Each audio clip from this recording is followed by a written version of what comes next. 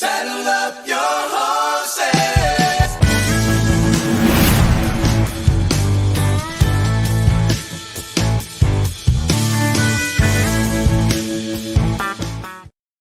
Pitter patter, let's get at her. It is another episode of the Manely Broncos Podcast. We want to say thank you so much for hopping in with us. The Broncos may be 0-2, but we are always in a winning feeling every time we get a chance to do a podcast episode or a stream episode with you guys in the comment section. So thank you guys so much for hopping in with us.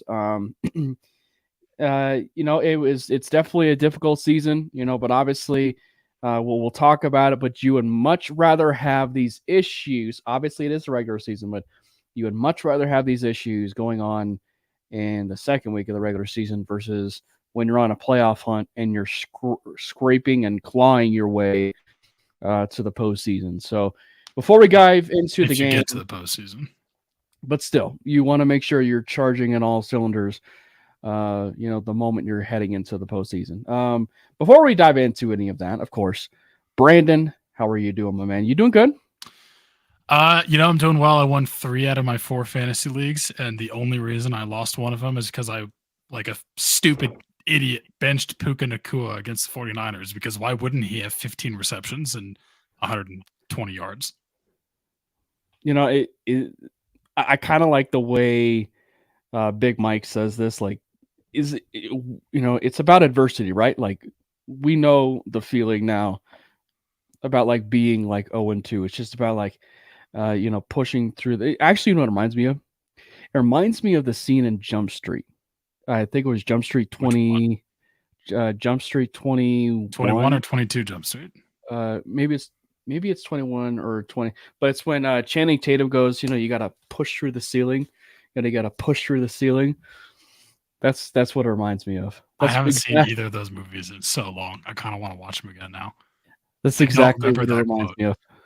Yeah. Okay. Well, I mean, I definitely was not expecting to be having the 0-2 talks this week. But here we are. At least we're 0-2, but I can't say that we're Owen Wilson. Nope.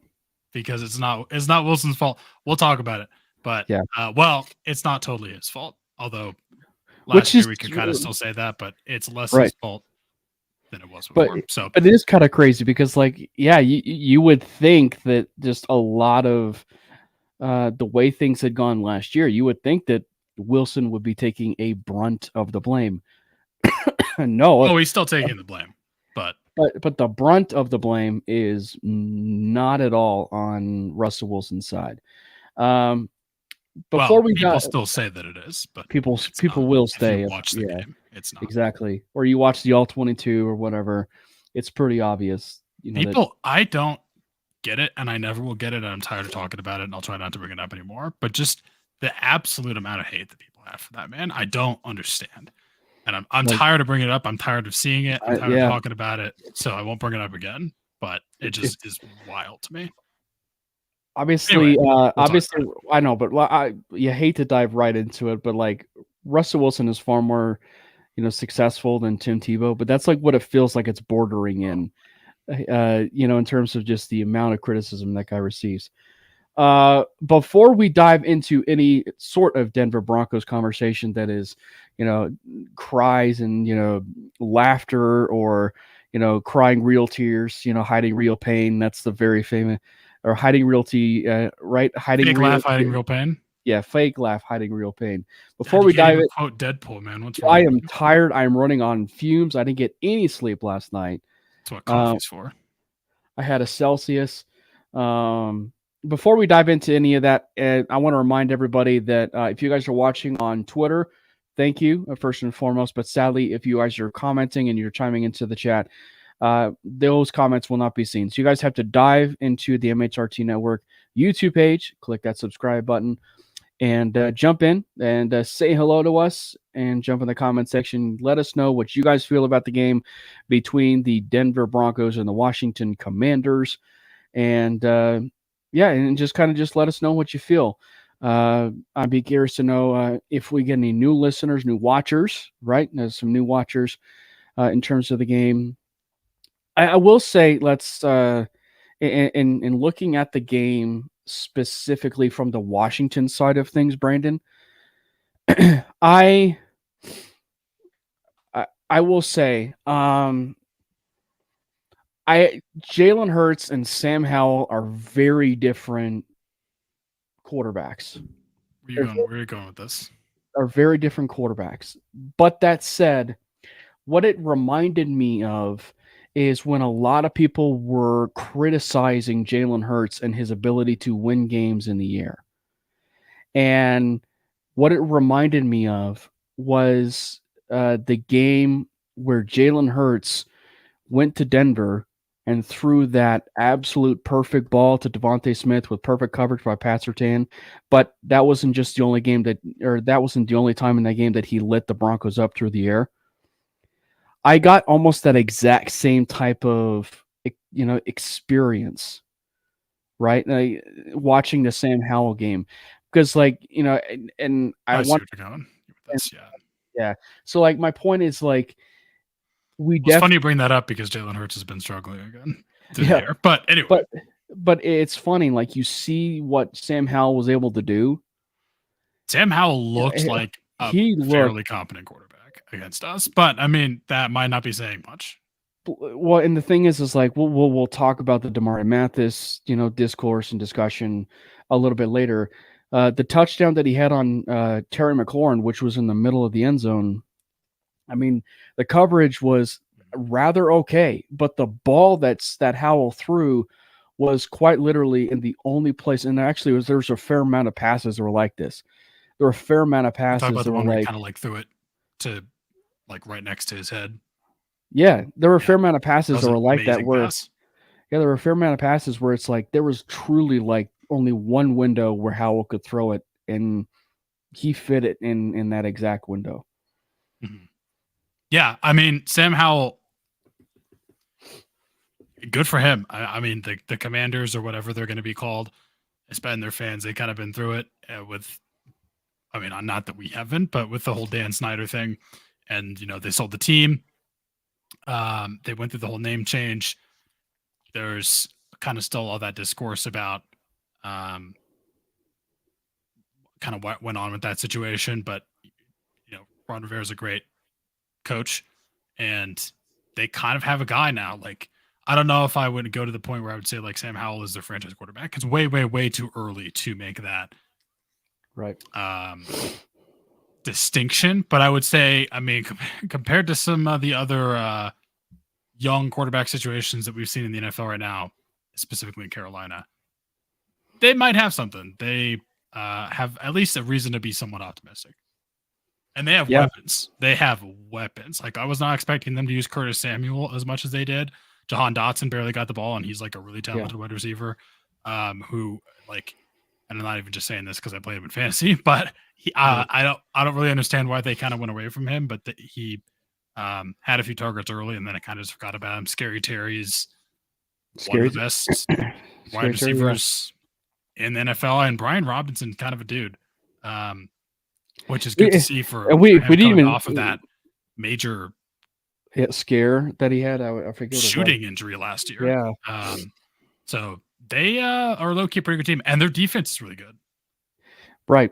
And we didn't even see Antonio Gibson hardly at all. No, and that continues to be the one thing about that team that kind of shocks me is Antonio Gibson and how they use him, because he's an incredibly athletic player. Back, yeah.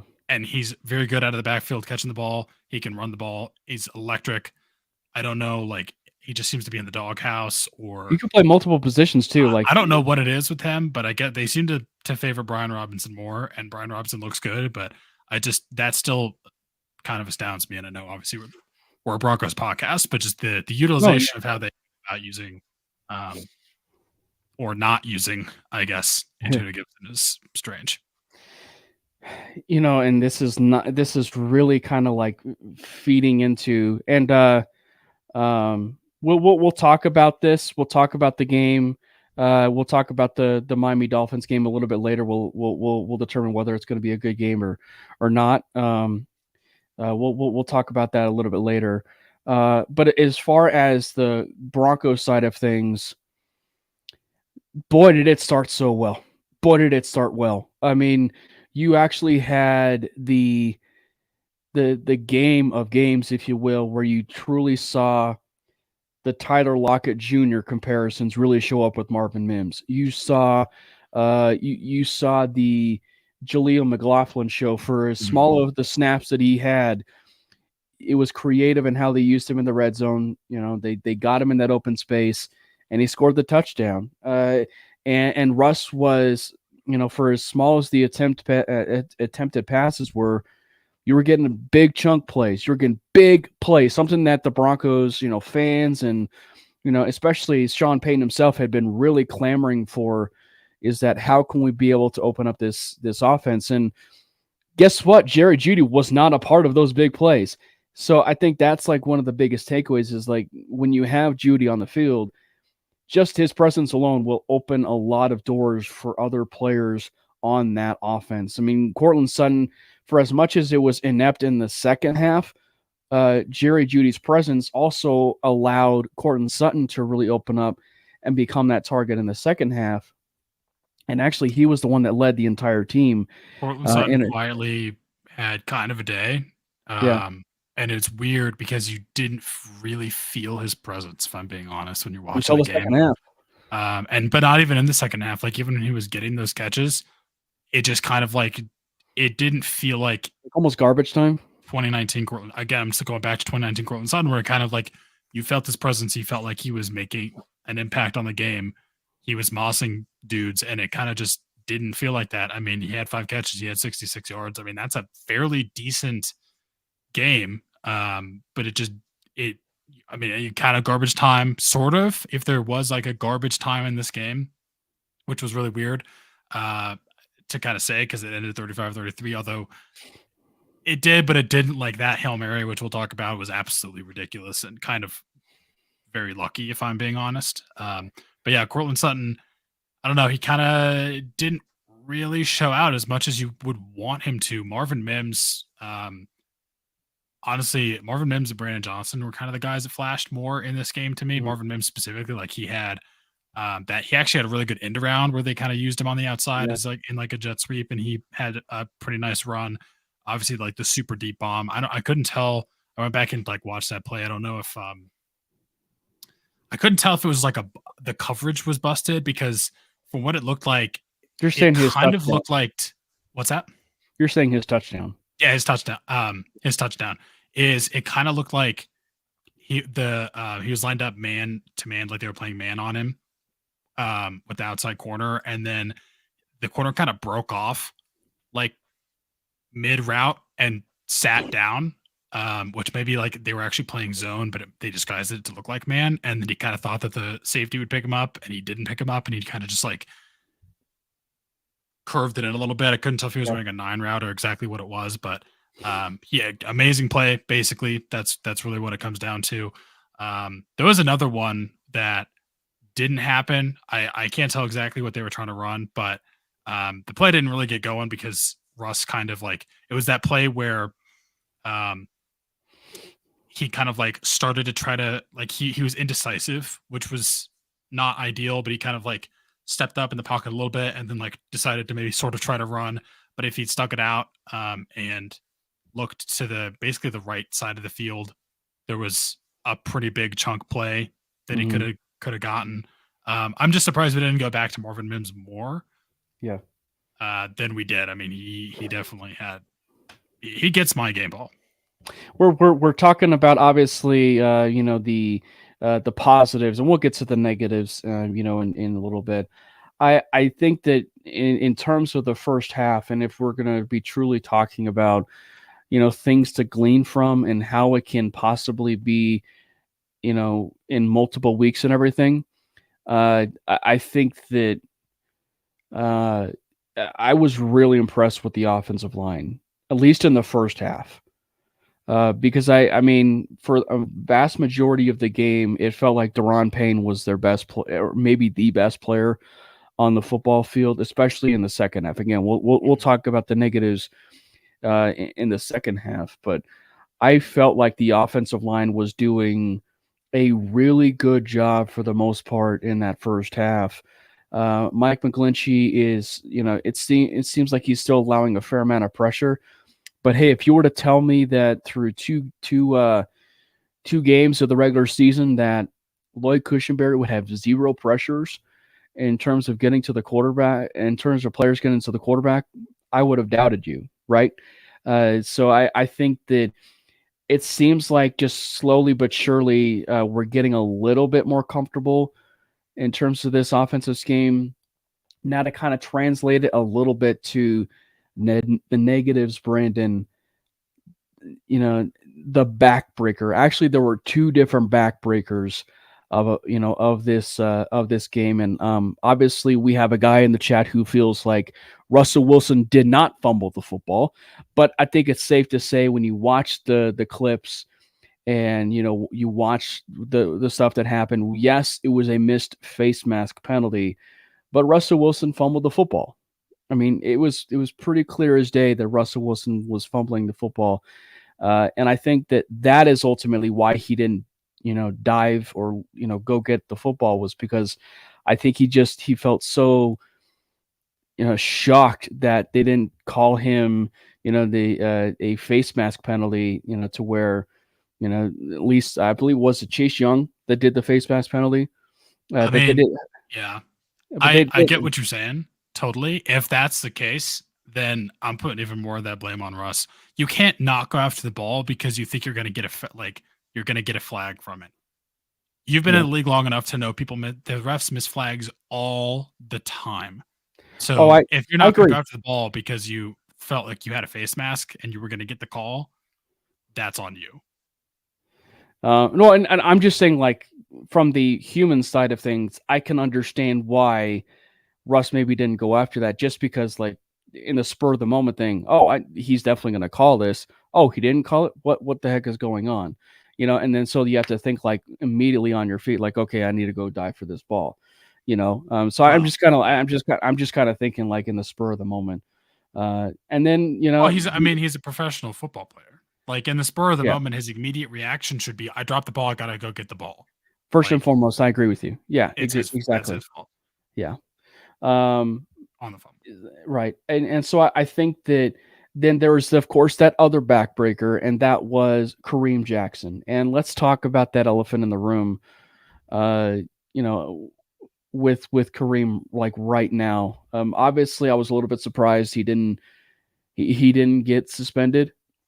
But I think the thing is you could tell he was distraught. You could tell he was very frustrated that he did the lunge in to Logan Thomas on the touchdown. But I think that's just unfortunately his nature of the game. When you are a physical safety, when you are a very physical safety like the John Lynches of the world, or or even the Brian Dawkins, for players that were wearing Broncos uniforms, it's their MO to be a physical safety, but you have to know your place, if you will, in the moment when you are hitting a player. And when they've scored a touchdown, you can't lunge and, launch yourself at a player that is in the end zone on a touchdown play where it may not have seemed like he actually hit him in the head, but the way that it went about it, he launched at him. And it was pretty obvious that he launched at him, and it's understandable why they threw the 15-yard penalty and possibly even why they ejected him from the week prior. So it's frustrating, but Kareem Jackson has to know better. Yeah, Kareem Jackson, he's got to clean it up, because behind him, when he got ejected, like Delarian Turner yell was not fantastic. This is where we miss Caden Stearns, unfortunately. Like this just kills me to have to talk about this, but I was super excited to see Caden Stearns get more of an opportunity, and that's exactly where we would have needed him to come in and make the most of that opportunity, and we didn't have him, and that really, really sucks. But there is kind of a little bit of a depth concern there from what we saw. I mean, part of it too, my biggest thing, I thought you were going to say this, one of my biggest, I guess, red flags or just backbreakers, if you will, that I thought you were going to mention, but I'm surprised you didn't, is I've never really seen a team find the amount of success on screens that Washington seemed to find against us on Sunday. It was actually insane. I was more talking about like motivation. Oh, like, what we did. Like in terms of like two like backbreaker plays, in terms of like in the game. Like it was the Russell Wilson fumble, and then it was the Kareem Jackson. Well, I mean, yeah, it definitely was a backbreaker. Over the course of the game, of like a single play for sure. But I don't think that's why we lost the game by any means. I understand, and I thought you were talking about like things that cost us the game. But I was just saying, like over the course of the game, if you were to say like, if there's one play that, if you were to kind of look at it, and I say if there was one play that they just had a hard time with, it was a screen game. Yeah, and that's basically unacceptable. I mean, you can't let them get 10, 12 yards on the screen game every single time they call it. Like, I don't know if it's a issue of Vance Joseph's not calling the right coverage, which it could be partly that. It could be that they don't have the talent on the roster, although I'm still surprised we really haven't seen Drew Sanders at all. And you talk about a guy who can make a difference against the screen game. Drew Sanders is incredibly athletic. And he can, from what we've seen, he kind of has that ability to either sniff it out, or he can run you down and make sure it's not going to turn into like, you're not going to get just constant first downs from the screen game. So and to your point about, I mean, I know he's a rookie, but to your point about Drew Sanders, it also kind of leads you into another discussion about the pass rush, which, by the way, kudos to the pass rush. They actually showed up. They actually played rather well. Nick Bonito had maybe his best game in a Denver Broncos uniform from the regular season side of things. Randy Gregory ended up with about a sack and a half. Looked good. Jonathan Cooper had a ridiculous strip sack on Sam Howell. It was actually a huge strip sack that resulted, I think they punted, if I'm not mistaken. But I mean, yeah, it was crazy. It was absolutely crazy to see that pass rush. Now, I will absolutely say, to the Drew Sanders point, I think that he has to be able to play. He has to be able to play snaps. And I hate to say I'm getting a flashback, Brandon, but I'm getting a flashback of the Arizona Cardinals with Isaiah Simmons and Zaven Collins, and the idea of how can we actually use Drew Sanders, right? Because like that was the thing with Isaiah Simmons, like how exactly can we use him? Is he a safety? Is he a linebacker? Is he a corner? Where exactly do we play him, right? So like that's like one of the biggest things that I'm worried about. And especially, of course, because of the fact of the defensive coordinator that they have there, you have to be able to be creative and find ways to use him. The screen game is a way that it'll absolutely help with Drew Sanders. But not only that, it'll also help with the pass rush, the interior pass rush, for Sanders from the linebacker spot in the middle, right? And I think that so there's ways that you can be creative early on in this season to get Drew Sanders comfortable, get him those snaps, because 4 snaps, as I said, 4 snaps for Sanders is absolutely egregious. Yeah, I mean, that's just, you're not utilizing him enough. And I do think, we had more success of a pass rush, but I'm still somewhat concerned about that because part of the reason I think can be attributed to one, a very, very inexperienced quarterback in Sam Howell, but also the Washington offensive line isn't fantastic. I think they gave up, 5 sacks in week 1. I'll go confirm this, to the Cardinals, which is concerning. 6 sacks. They allowed 6 sacks against the Cardinals, which, the Cardinals are in the middle of like just pure tank, right? Right. Jonathan Ledbetter, Carlos Watkins, Dennis Gardeck, had 2 sacks against them, and he's actually a pretty decent player. But I'm still gonna say that's kind of like a concern of mine.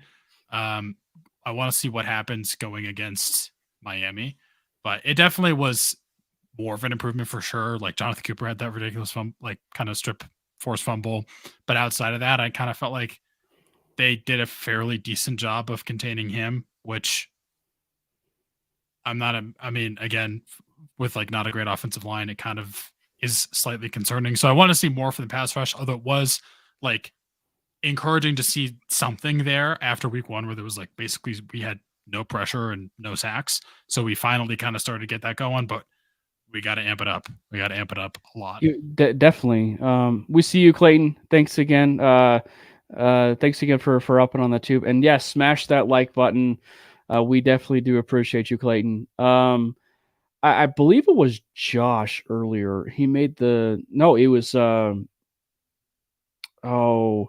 I forget what was it? Oh yeah, it was the guy in the chat here, the user JK3F sees, he mentions, and I wanted to touch on this, maybe not necessarily the Judy point, because if he's healthy, he should be able to play. But one, Russell Wilson should not lead your team in carries. Or maybe not carries. No, he didn't lead in carries. He led in yards. But he led in yards. Yeah. But the point is if you are establishing the running game, and maybe this is just a Javonte thing, I don't know. But when you are trying to establish the rushing identity and you're ahead 21-3, I would think that they would want to establish the running game a little bit more. Obviously, it's 2 games in. You don't want to you don't want to overreact too much, but I fully expected a split carries of around 15 and 15 between Javonte Williams and Samaje Perine. Samaje Perine only getting one carry. That just can't happen. And I mean, he did have 3 catches, so they used it a little bit in the passing game. But I agree. Like, we definitely needed to see more. I'm surprised they haven't used Samaje as much. Maybe they were kind of finding it hard to run against that defensive line, a very good defensive line, and just a good defense in general. But I completely agree. Like, Russ leading you in yards at 34, that's just not 56 actually for success. No, 34 years old. Oh, sorry. 56 carries, 56 yards, but he's 34 years old. Like, agree, you can't just lean on that. You're going to have to. And I mean, to his credit, they were good runs. Like, especially that design run they called to the outside in, like, I think we were at the 30 and we kind of got into, I think it was the drive that led to Jaleel McLaughlin's like 1 carry that he got that he took into the end zone. One of the 4 snaps that he was in. Yeah, the single carry that he got as well, which that one makes, I guess, a bit more sense trying to ease him in. But I do feel like we needed to try to establish the run more and not just for play action. Like, we needed to run the ball more, especially when you go up. The really egregious thing to me is you go up 21-0. You should turn into, like, try to slow things down as much as you possibly can and maintain and win time of possession. And it didn't feel like we did that. So I don't know exactly what the issue was. Like, and this is something I was going to bring up. I don't know if it's just like we called rushing plays like less often, or one of the things I was going to see what you thought about this was Russ looked very, very, very good during the scripted plays, the Sean Payton script. I don't know if it's just that once we got out of the script, he kind of, I don't know if it's like he just sort of regressed a little bit, or we just weren't calling the right plays, or again, we should have called more runs. But it did seem like he was less effective once we kind of got into the second half than he was in the first half. And that part of that could have been the halftime adjustments maybe that the defense made. Although I do think, to be honest, like, halftime adjustments are a thing. I feel like halftime adjustments are a bit overrated in the sense that, like, I think it was Eli Manning that talked about this on the Manning cast last year.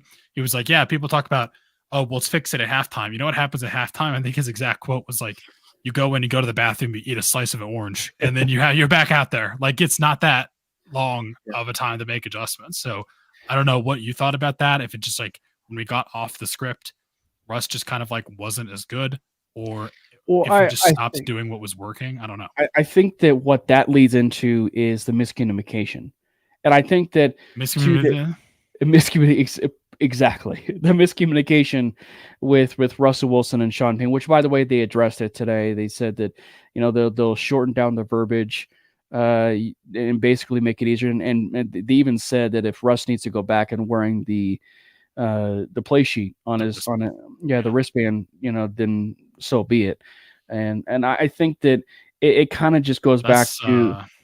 I'm not gonna lie, that's slightly concerning. I don't. It really. I mean, I'm not. It's not horrible, but like for a guy who's been in the league for 11 seasons, you should be able to learn an offense. Right, but I mean, you're talking about a quarterback that has had 3 different offensive coordinators, in like 3 years, and of course, with Nathaniel Hackett and Sean Payton, those are 2 different head coaches, and so you want to make sure that you're on the same page, in terms of with those new coaches, and so I personally think it's okay, and especially we're talking about it in week 2, like it's just if you're trying to learn the verbiage and you're trying to learn the way that it needs to be done in terms of the offense, and it's kind of like the best way to explain this, coming from someone who has a learning difference and learning disability in terms of reading comprehension and processing. You should do something that is accommodating for a player, right? Or Russ should be also accommodating to understand, okay, if this isn't working, I'll make sure I wear the QB wristband, if you will, with the play sheets and so on and so forth.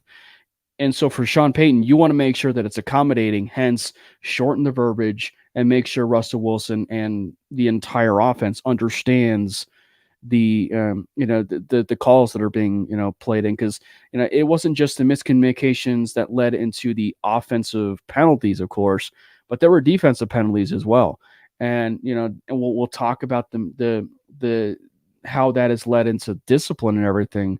But like for Russell Wilson, I'm not overly concerned with his idea that like let's use the play sheets and everything, because you would rather make these types of changes now than versus in week 16 and 17, and then that way you can progress more and more into the season. So I'm not worried one bit about it. Yeah, and people already kind of took that and ran with it. Like I think I saw some reports that because of that, like a whole call about the communication that someone said Sean Payton is now blaming Russell Wilson for the failures of the team. Like that's not even remotely close to what he's saying. Yeah, I think he also was kind of taking the blame himself a little bit there too, and like, they just have to be better at getting the play called, getting to the line of scrimmage, and running the play. And like to their credit, they seem to be much better at that already in 2 weeks this year than they did in the entire season last year. Agree. Which we don't really want to get into. By the way, I've repressed that memory, but and I was actually going to tell you. It is a little interesting that that's continued. Go ahead. But like the one thing, so where I say this is actually more progress than regress for Russell Wilson is I think it's great that he is actually succeeding on the scripted plays versus the off script. Because I think that we were told so often that in terms of him in his career, he's actually well regarded as being a off script quarterback or an off schedule quarterback. And so I think the fact that he's actually succeeding early on in terms of the scripted stuff actually, I think says more about maybe how comfortable he's becoming in that type of Sean Payton offense from that point of view. And then maybe the off script stuff, comes, once, he becomes more and more familiar with, Sean Payton and, Davis Webb and all that chemistry, starts forming together. And then especially for the wide receivers too. I mean, Jerry G was just coming back. And, he did have some trouble separating, but he was also double teamed, right? So, I mean, I just think that when you look at it just from that standpoint, it's like they're still kind of ironing some things out, right? Even since preseason, they're still kind of ironing some things out. And in doing so, you have an offense that is actually a lot more efficient than a lot of other offenses in the National Football League. Rex Ryan, a guy who publicly, mind you, said that that he should have been calling the defense for the Broncos on ESPN.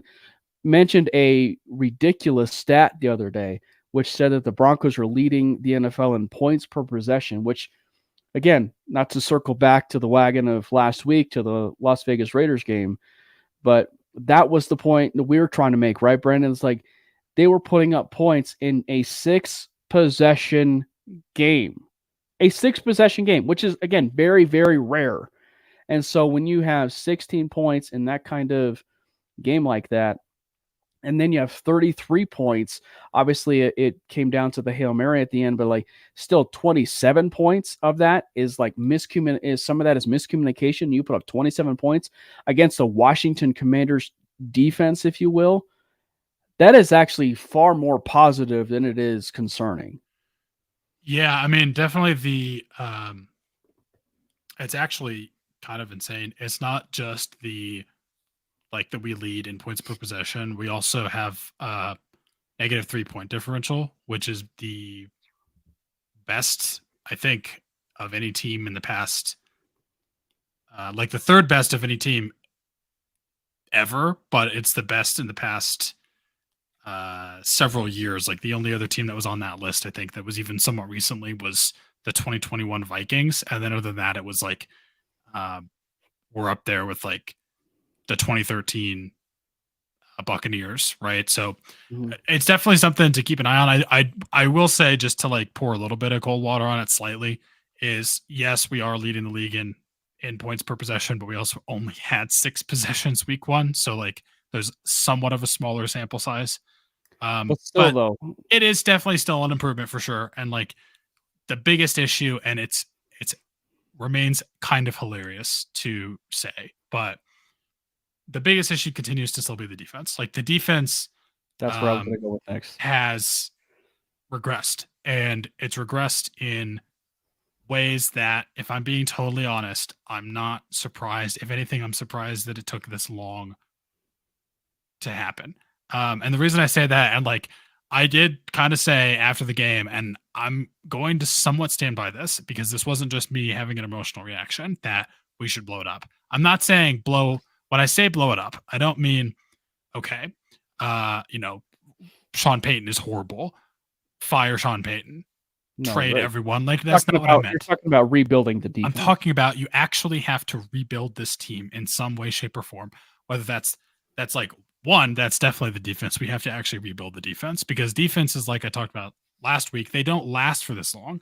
You can't expect to have a defense that's among the best in the league for as long as we've had it. Like we've been somewhat lucky in how long our defense has been good. But now the offense is coming back up and the defense is struggling. And part of that could be just lack of talent, lack of depth. Part of that could be Vance Joseph is not the best defensive play caller. But my biggest concern, and I honestly think we saw this against Washington, is there's so many things that go into having a successful football team.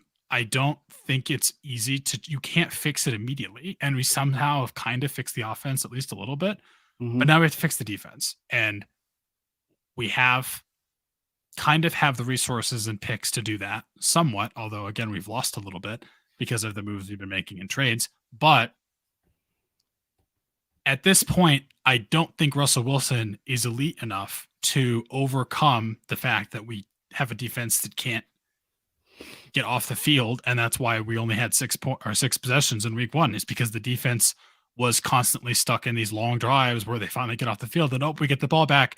And then, we score, but then the defense goes back on there and like, we're just going to lose time of possession. And the reason I'm getting into this is if we continue down this path, and this kind of leads well into like, we're going to talk about the Dolphins game. If we continue down this path where, we're just going to continue to lose, the offense is going to look good, but we're going to continue to lose. Do we have a legitimate shot at getting a top quarterback in this next class? I mean, literally right now, the season ended today, and yes, it's the end of week 2, but we would have the number 1 pick. That's way, way, way too far ahead. But my point is, if we have the opportunity to go get the quarterback of the future, just because Russell Wilson is still under contract, and it's a very, very bad contract that we cannot get out of, I'm inclined to still do it and just still go with the rebuild because there's enough missing pieces that I think it's still a rebuild. You got to fix the defense. We need a bit more at wide receiver, if I'm being totally honest. A little bit more on the offensive line that we don't spend any draft picks on. So that's what I meant by blow it up.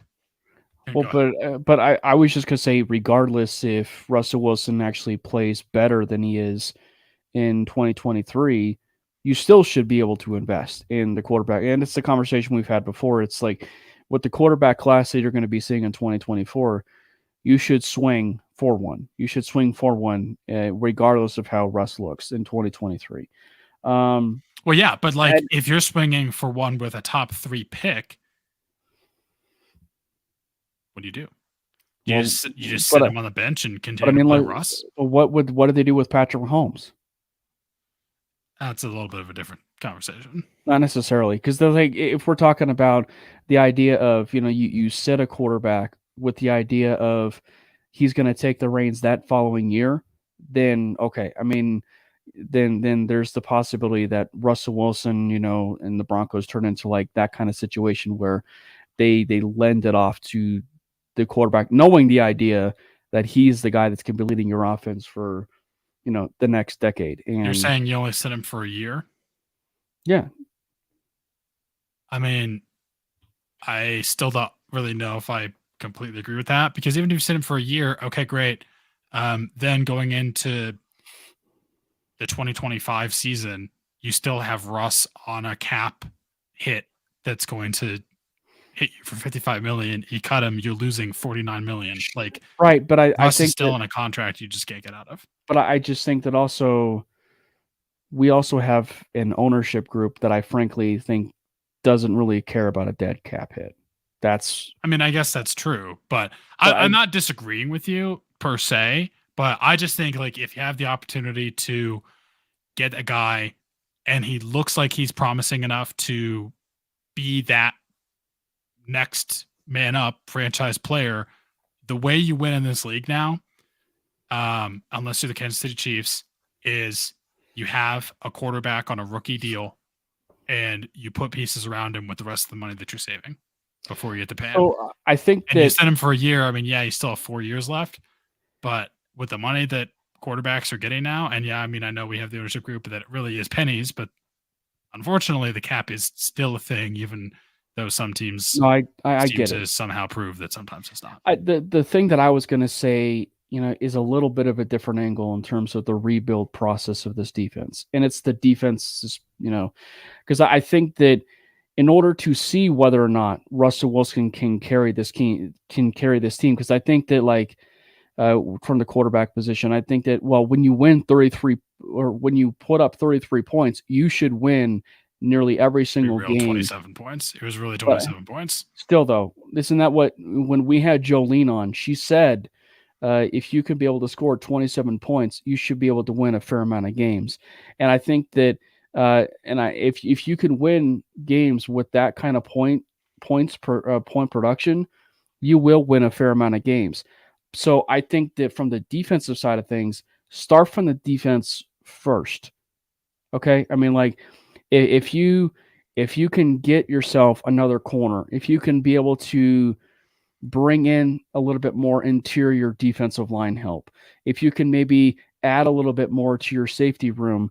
I hate to say it, but do they decide to move on from Caden Stearns and Kareem Jackson? And I will say, even regardless of that, they're going to have to be able to address some issues in terms of that defensive line, maybe even linebacker as well. Obviously, they may move on from Josie Jewell after this year, which thus inserts Drew Sanders, but you're still talking about one less body within that linebacker room. So they're going to have to address something with that linebacker room between maybe Drew Sanders and Alex Singleton in the future.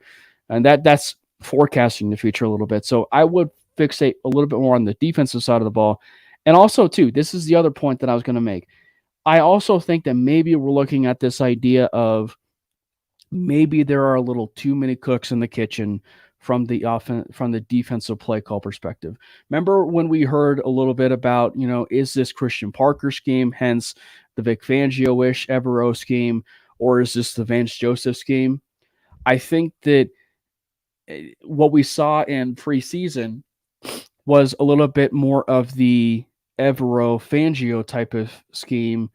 And with the way that you're seeing the bend but not break type defenses right now from the Broncos in the early part of the season, feels a lot more like you're seeing a little bit more of the Vance Joseph type of defenses that you felt a little bit more accustomed to seeing. So I Well, think that I'm just like that's what it seems like to me. yes, but I But feel like it's more of a bend and break defense, unfortunately.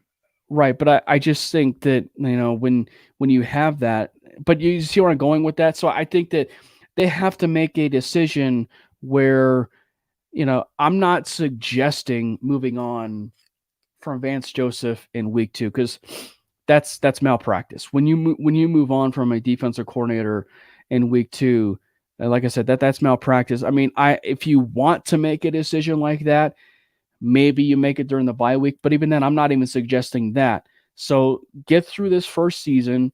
If you decide to move on from Vance, do it.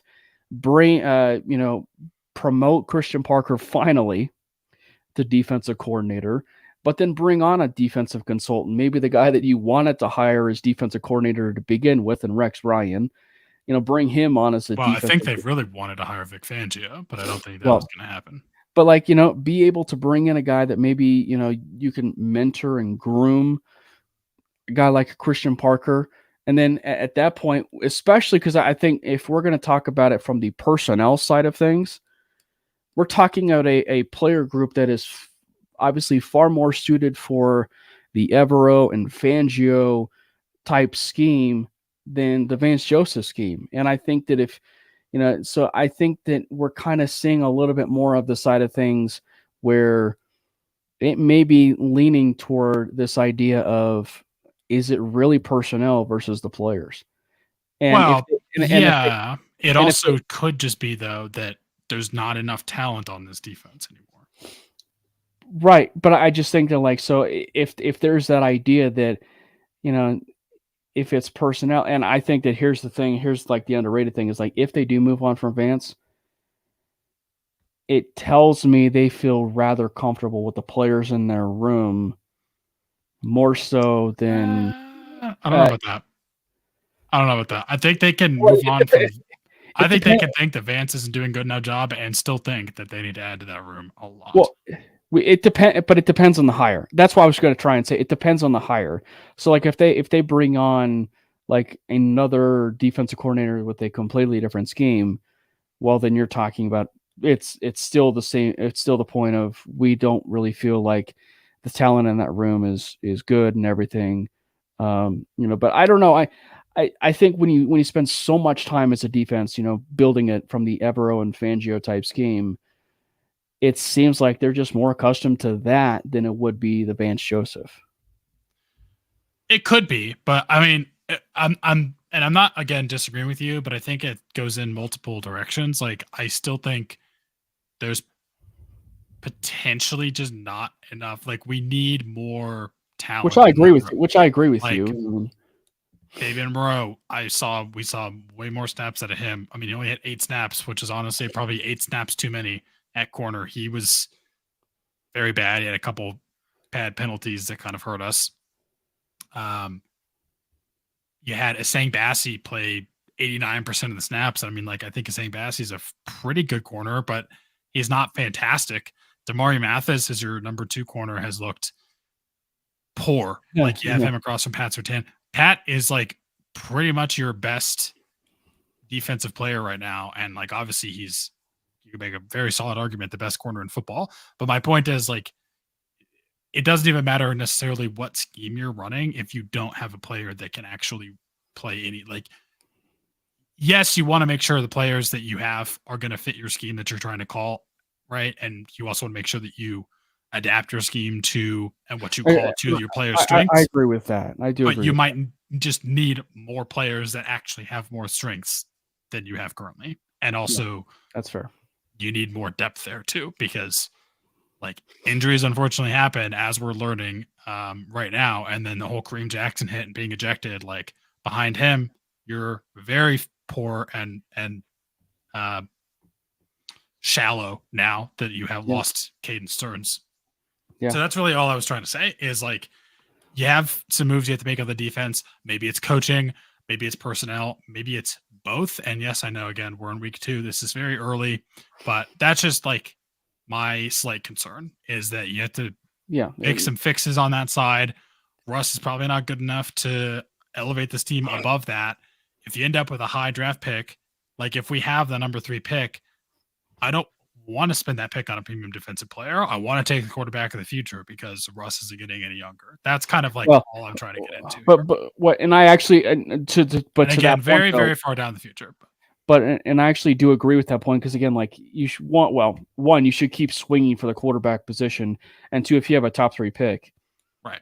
I mean, in a 2024 quarterback class, I mean, you would actually be stupid if you did pass up on a guy like that.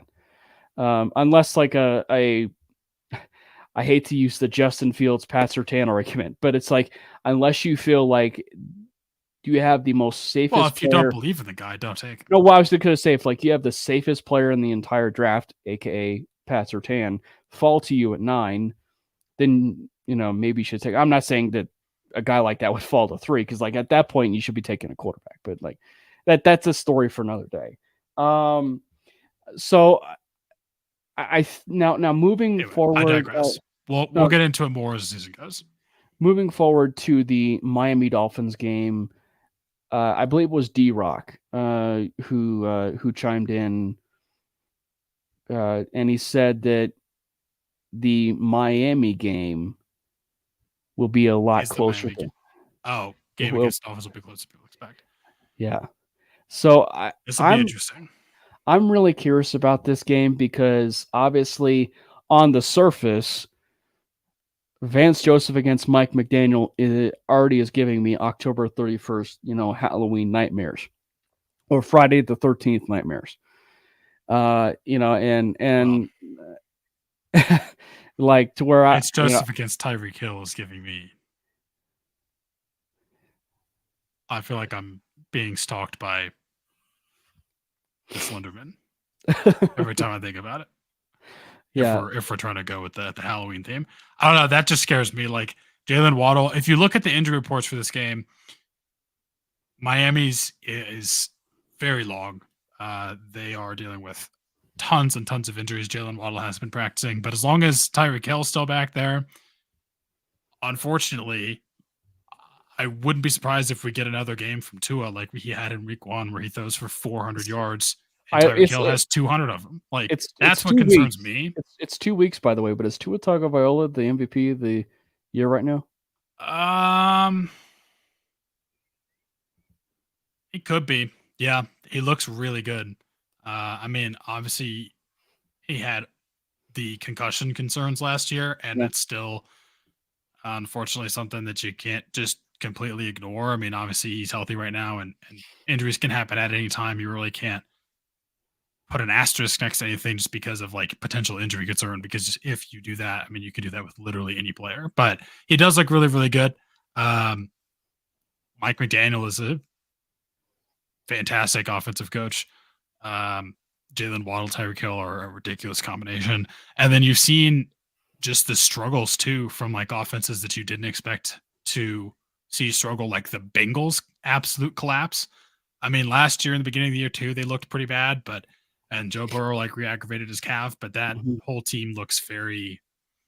And obviously the first couple of weeks, lackluster. I was going to say in the first couple of weeks, you have, obviously Travis Kelce came back, but like Josh Allen didn't look the best in week 1. Pat Mahomes didn't look the best in week 1. They didn't look the best in week 2 either, if I'm being honest. I watched that whole Jags game, and that was not nearly the shootout that pretty much everyone expected it to be. So anyway, I think this will be an interesting game. Like you talk about two teams that, especially with the injuries they have on the defense, and like yes, Vance Joseph versus Vic Fangio. Vic Fangio is by far the better defensive play caller, and I do think that they have a bit more of a talented defense than we do. But with all the injuries that they also have there, this could be a shootout. Like this could be two offenses that are. I mean, obviously ours isn't humming to even close to how the Dolphins offense is, and like we're not even in the same stratosphere or universe as them. But this could low-key be a shootout. Like, I know we just had that 33-35 game. It was more 27-35, but I wouldn't be surprised if we have a similar outing here. The Bradley Chubb revenge game is going to be quite interesting. He has been very poor for them since that trade. I mean, like, I love Bradley Chubb. Fantastic person, but I think we kind of fleeced him a little bit with that first round pick. So him coming back, I mean, he's going to be motivated to hit Russell Wilson. They got off Sean Payton, so yeah. So it'll be really interesting. I'm actually really excited to watch this game. I do think Miami's going to win. Just to be honest, like as my prediction, I'm going to be a realist. I think they're going to win, but I think it'll be a shootout. I just don't think our defense is good enough to stop them, like at all. Per the fandom, as you'd expect, Big Mike says that Greg Dulcich is going to come back and he's going to win the MVP. MVP of the whole league? Damn. As a tight end, ever won MVP. You realize he's being facetious, right? No, I know, but I'm legitimately curious. I'm trying to find this out. So I pulled this out. A nice little statistic. 0 tight ends in NFL history won NFL. Obviously, as we know, that's interesting. Sean Payton and Vic Fangio have some history. And you don't certainly want to. You certainly don't want to.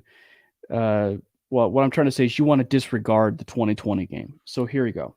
1999, Vic was the Colts defensive coordinator. Payton was the Giants QB. Vic won, and they won 27-19. In 2022, he was the Texans defensive coordinator, Vic. And Payton 2022. Was, 2002. Vic, that's last year. Texans defensive coordinator, and Payton was the Giants offensive coordinator, and the Texans won 16-14. In 2006, he was a Ravens defensive assistant, and then at this point, this is when Sean Payton was the Saints head coach. The Ravens won 35-22. And the divisional round is when he was the 49ers defensive coordinator against the Saints, and the 49ers won 36-32.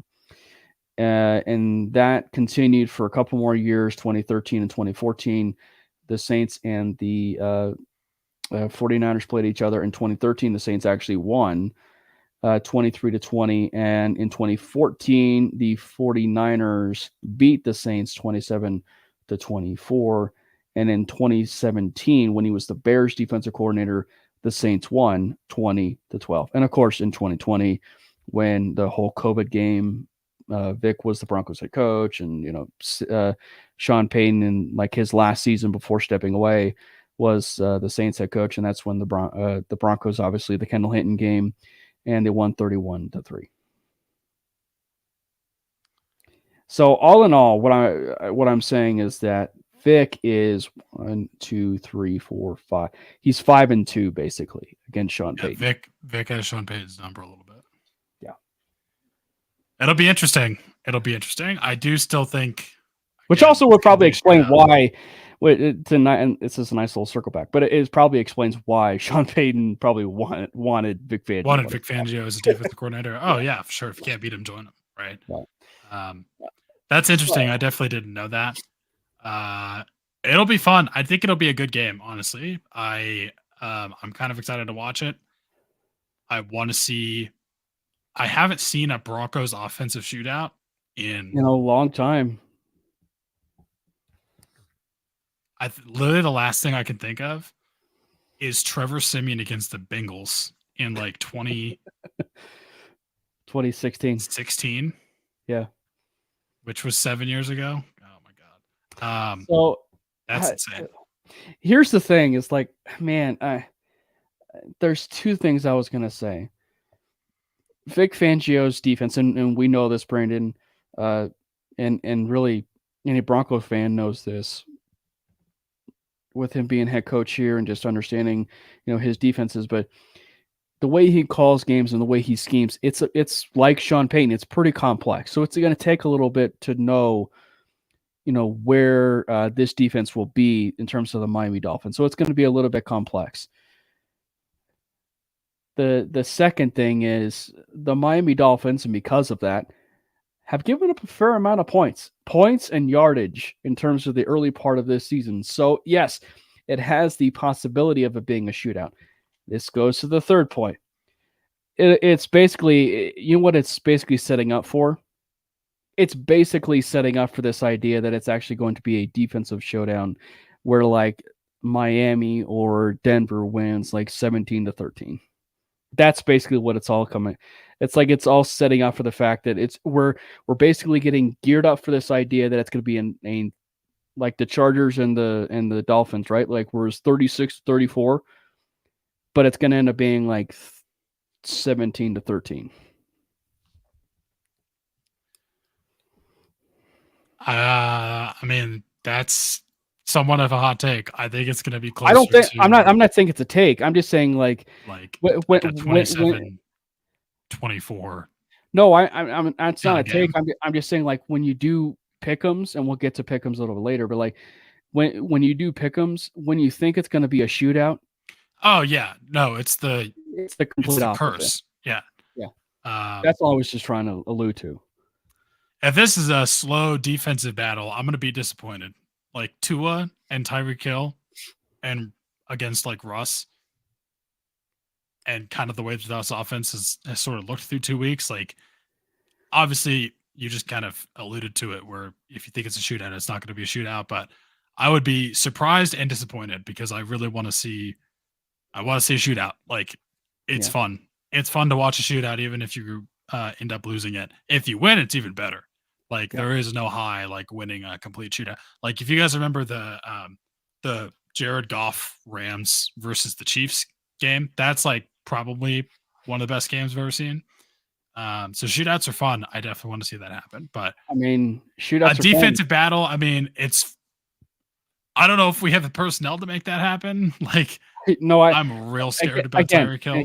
Again, I see your point. For full clarification, I'm not saying it's going to be a defensive battle. I'm just saying, as I said, like when you get braced for the idea of it being a shootout. Oh yeah, those games that you think are going to be a shootout are like a defensive juggernaut, slow nail biter, and then the ones that you think are like, oh, this is going to be incredibly low scoring, or like exactly shootouts. Yeah, I get what you're saying, but it is really interesting. I'm interested to see going into the Dolphins game specifically, just what are keys to the game? Well, so this is what I was gonna get into. Week 1 against the Chargers, they could not stop anything on the ground, the Dolphins, at all. Like, I mean, again, I know Austin Eckler is an incredible running back, but he averaged over 7 yards a carry. He had 16 carries for 117 yards. That's insane. Joshua Kelly just eviscerated them on the ground. He had 91 yards on 16 carries. And then Joshua Kelly last week against, it was the Titans, who are a very stout run defense, but he really couldn't get anything going. They could not stop the ground game at all. And then going into the Patriots matchup, they kind of, like Vic Fangio kind of turned things around a little bit and figured out a way to stop that ground game. He held Ramondre to somewhat of a low efficiency outing. Mm-hmm. He only had like 3 yards a carry, 15 carries for 50 yards. He did get a touchdown, which kind of saved it a little bit. But then they kind of Mac Jones kind of did a lot of dinking and dunking and kind of got yards on the ground that way. He had 31 attempts. 31 completions. He only had 231 yards. That's insane. So I'm interested to see like what our offensive game plan going into this is going to be, because you've seen a couple things play out against the Dolphins. You've seen a team gash them on the ground and completely just destroy them. Mm-hmm. You've seen a team not have as much success on the ground, but find more success in like the shorter passing game work. So I'm interested to see like what's the next phase. We're just going to see 8 Russ Moon balls. Like, I would love that. I think, it's going to be interesting. And especially for Miami, like it's not just Raheem Mostert that you need to worry about. It's like him and like 3 other running backs that you would need to worry about. But from the Broncos offensive side of things, I think Salvon Ahmed is injured, so he's not going to play. But you know what I mean? Like it's basically It's Raheem basically Mostert had one a where, game against the Patriots. Like, yeah. Uh, yeah, go ahead. so I think in terms of just your true identity of what you want to be as a football team, they need to establish the run, and they need to stick to the run. So establish the running game is, a key to the game. They obviously have to get to Tua Tagovailoa. When you are truly looking at it from him as a anticipatory thrower, like to a certain extent, it's the Derek Carr stuff, and hopefully this doesn't play into the Dolphins' hands in terms of that. But the way that you can do those short intermediate passes is something that probably could set up Tua, but they have to be able to create that pressure on him with guys like Gregory and Benito and Jonathan Cooper, because again, like the I think that while yes, the offensive line of the Commanders has not had the greatest first couple weeks, the Broncos needed a game like that to get right. And the Dolphins' offensive line isn't great either right now, to be fair. The Dolphins' offensive line? Like right now. I mean, like I think pretty good. But I mean, like I think that there's still times where they can. I think the Broncos, though, in terms of for them to get right and get in terms of get that pass rush to where it needs to be, they needed that game against Washington before the Miami game. So if they could be able to, this is going to be the true test of the pass rush. Well, one of the true tests, because obviously there'll be this and then more more during the season. But yeah, this is the first. Well, this is the first big true test. The reason I say that, I mean, obviously, I kind of alluded to it with the concussions. Like Tua's health is a concern. They definitely tried to address protection for him more. He's only been sacked once so far this season, on 75 passing attempts. Like, that's pretty good compared to where he was last year. I think what was his? Let's see, how many times was he sacked last year? Why do you only show 2023? I'll go find it. But yeah, for them only allowing one sack, like that's pretty impressive. And obviously they went and signed, was it who's that? Who's the tackle that they signed from the Saints? Armstead. Who's a very, very good tackle. I think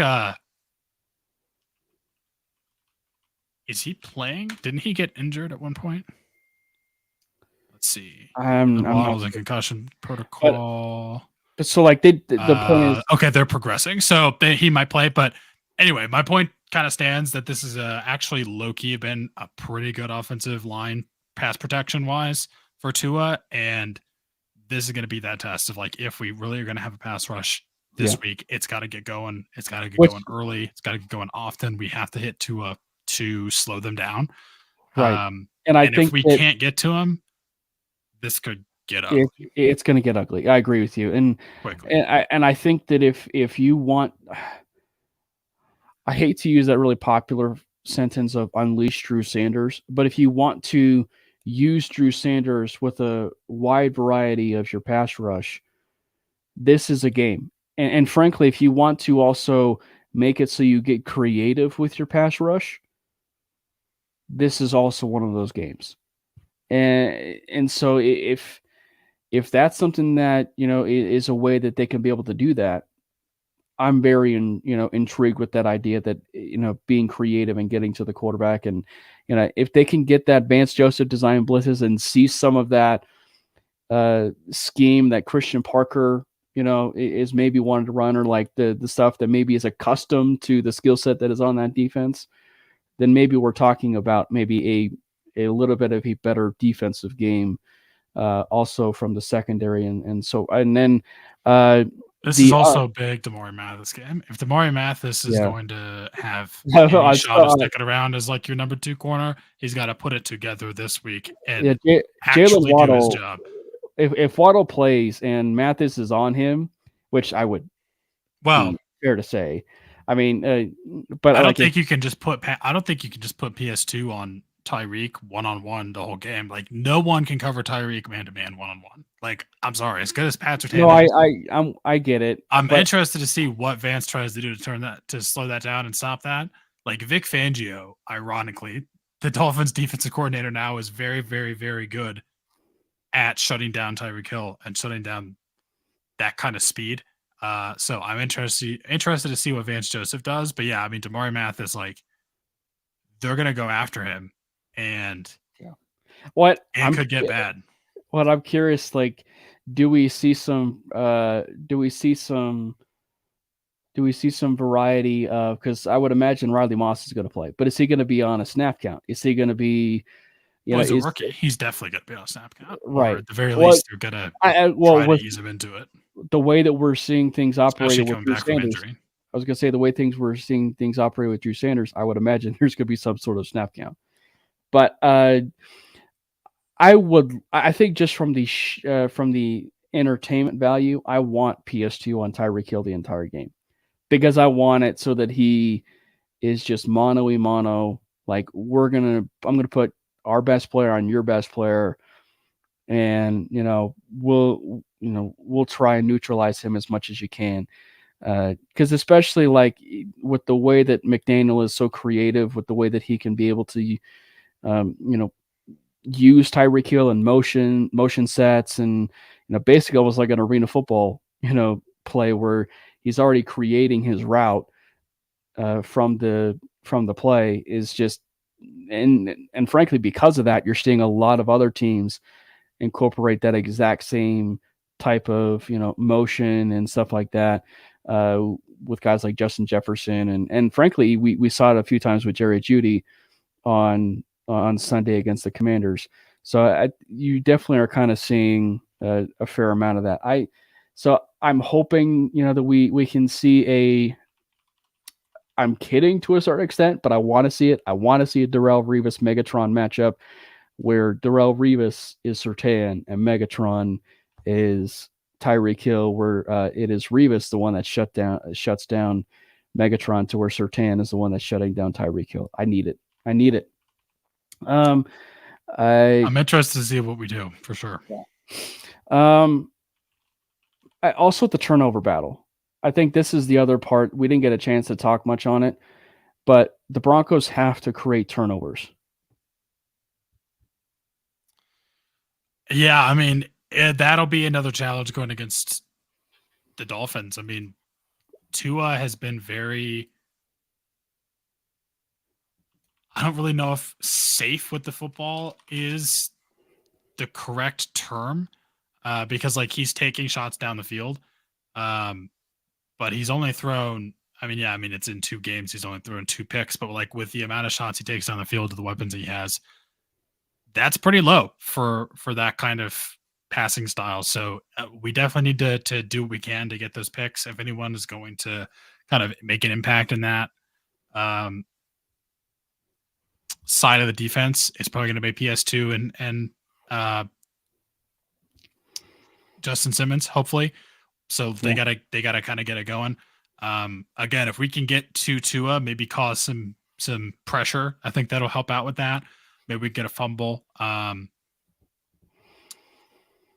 That I agree. Like, we have to win the turnover battle, and to that end, like, obviously, not only do we have to get more turnovers, Russ has got to take care of the football more. Like, if we're gonna do more of those designed runs, we talked about him losing that ball. Yeah, against the Commanders, like, that can't happen.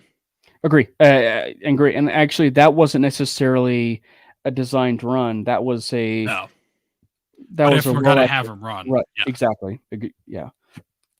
The more he runs, the more that's just a concern. All right, so let's whether it's designed or not. Let's round things out before we dive into Pick'em. I kind of like this thing that we talk about, because we spend so much time talking about the Broncos, Brandon. It's at least nice as a transition to talk about the NFL weekend that was, like kind of talk about maybe some of the things that we saw from the NFL weekend. So before we dive into the Pick'em side of things, what was some of the stuff that you noticed from NFL weekend? Well, I mean, I kind of already got into it a little bit, but just like how bad the Bengals look is concerning. The other thing that was surprising is how good Baker Mayfield looks with the Buccaneers. Like Mike Evans, I know there was like a lot of talk hoopla about about him wanting to be traded and not liking it there. Which, like, if he doesn't finish his career as a Buccaneer, like Mike Evans is the quintessential Buccaneer. I will be kind of sad, actually. Future Bronco, Mike Evans. I mean, that'd be great. He's an amazing wide receiver, but he is on an absolute tear. That was pretty surprising to me. But I mean, I like Mike Evans. I like Baker Mayfield. I hope they keep it going because that'll be fun to watch. But again, definitely just like the biggest surprise so far for me has been how bad the Bengals looked. And honestly, also, not that they've been bad, but the Chiefs have been a bit weird this year. Like, they kind of look somewhat beatable. Like, the Jags don't have by any means a world-beating defense. And that was far less of a shootout than I think everyone in America kind of expected it to be. And then obviously week 1 against the Lions, again, same thing. The Lions have somewhat of an underrated defense. I'm not gonna lie, but same thing. They kind of look somewhat beatable, which has just been kind of strange. And then the other big thing that I just noticed overall is whatever's going on with Justin Fields. Like, that's what I was gonna say. He does not look good. Like, I don't know if it's his. I mean, obviously some of it's his fault. I don't know how much of it's his fault. Luke Getsy, the Nathaniel Hackett play calling tree continues because he doesn't look like that good of a play caller. I mean, there was one game or one play, I think it was week 1 technically, but they were like I think they're on like the 8-yard line, and I have no idea what they were trying to do, but basically like they snapped the ball and then everyone kind of just like milled around and no one ran like an actual route. And I have no idea what was trying to happen. I think they took a sack and it just like looks like an absolutely putrid offense. They don't call any designed runs for Justin Fields. Like, you're making him throw it. He does not look like a good passer. If you're going to use Justin Fields at all, you got to use his legs more. That's creative and how you want to use the game. Yeah. What about you? I was gonna say Justin Fields. You know, it was almost like it's weird. Like Sam Darnold, like, you know, back when he was seeing ghosts. I don't know what. I'm seeing ghosts. Like I don't that's know. That's one of the mic'd up moments of the ages. Yeah, but like I don't know what Justin Fields is watching. And to the Luke Getsy point, it's like if you go look at it from like the halfway mark of last year to the end of the year, it was great. Like, so what happened? Like, what happened between? And by the way, speaking of the Bears, I don't want to dive much into this, but there is a crazy situation going on with the Chicago Bears. I'm not going to dive much into it. That happened. I'm going to completely abstain from mentioning anything about it because I know literally the only thing I know is that their defensive coordinator resigned. That's all I know. That's all I know. But that's all we'll say and everything. But yeah, it just was kind of crazy to see all that unfold. The second one is kind of leading off with more of the quarterback discussion. Anthony Richardson looks incredible, man. He looks pretty good as a passer too, surprisingly. He does. Now, the only thing in terms of what you want for him in the future and for future games, dude, finish games, man. Like, you know, I mean, obviously, you know, you're a big physical, you know, quarterback and, you know, a runner. But like, let's finish games, man. This is like a second game in a row with a concussion, and hopefully this isn't something that prolongs into something more serious. But I think that's also to the Indianapolis Colts credit. I can't believe I'm actually giving Germ Irsay some credit on this, but to their credit, they went out and signed Gardner Minshew.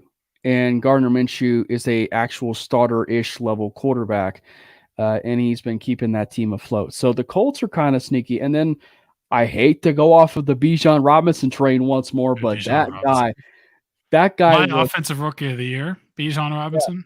Yeah, he looks so good. There's a clip the Atlanta Falcons shared of that run. That's one of the best clips I've ever seen. That's one of the best clips I've ever. I agree with you. I hate to use plagiarism there, but like that is like it was an unreal clip. And by the way, can we just say how unbelievably good Robinson looks in at number 7 as a running back too?